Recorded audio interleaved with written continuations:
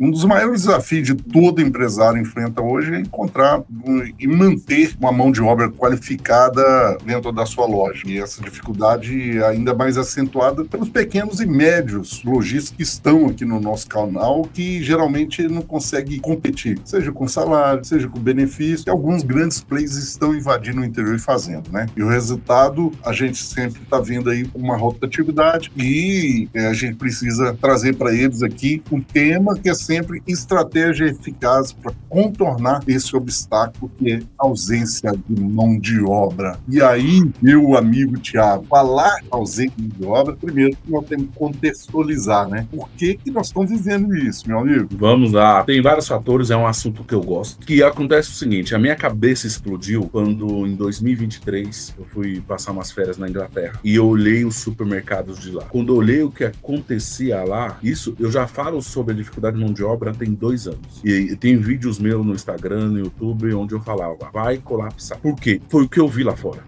E o que eu vi lá fora? Tem a maior rede da Inglaterra, que é a Sainsbury, tem milhares de lojas na Inglaterra, lá em Londres e em todo. As redes, essas lojas que eu visitei, praticamente não existia setores de atendimento. Não tem setor de atendimento. E depois você começa a ver outros países, como os Estados Unidos, né, o Walmart nos Estados Unidos, não existe mais atendimento. O que existe é abastecimento. Então, quando eu cheguei nas lojas, eu falei, cara, olha só como isso aqui já tá. E o Brasil costuma ser um reflexo do que tem acontecido no Ocidente e no exterior, mas acontece isso geralmente posteriormente, alguns anos depois, que foi o que logo em seguida aconteceu aqui. E por que os supermercados lá não têm atendimento? Porque essa dificuldade atual que nós estamos passando de escassez de mão de obra, esses lugares já passaram. E eles tiveram que fazer esse movimento de industrializar e não ter mais atendimento em supermercado, e somente abastecimento. Então, o que eu vi lá? Por exemplo, lá não tem padaria para servir para um francês, a padaria já é toda industrializada, lá não tem ninguém cortando carne,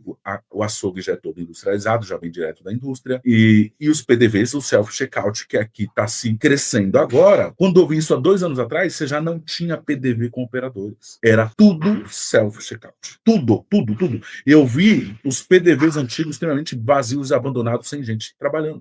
Eu vi 20, 30 self-checkouts e as pessoas lá atendendo e servindo. Eu fui na APAS esse ano e tinha uma empresa chamada Nextop, que ela vende aqueles carrinhos que você já faz a leitura e coloca dentro. Tendo uma fortuna um carrinho daquele, cerca de 40 mil reais. Lá em Londres, aquele carrinho, não é nem aquele carrinho, você entra na loja, você tem um coletor e você vai coletando o produto e vai computando a sua compra. Isso já tem há 2 anos atrás. Então, na Europa, nos Estados Unidos, o que está acontecendo? O que já aconteceu? E o que os supermercados fizeram? Acabaram com o atendimento. Somente abastecimento. E eu fui lá numa hora que a loja estava fechando, 9h30 da noite, e é a hora que entra todos os colaboradores da noite para fazer abastecimento. E quando eu vi aquilo, eu falei, isso vai acontecer no Brasil e não vai demorar muito. E aí, quando aconteceu, quando eu falei aquilo, demorou hoje, esse ano, está colapsando, são mais de 350 mil postos abertos no Brasil inteiro. Não, na verdade, o pessoal de São Paulo, é muito mais no Brasil inteiro, e não se encontram pessoas para trabalhar. Então, qual é a raiz do problema?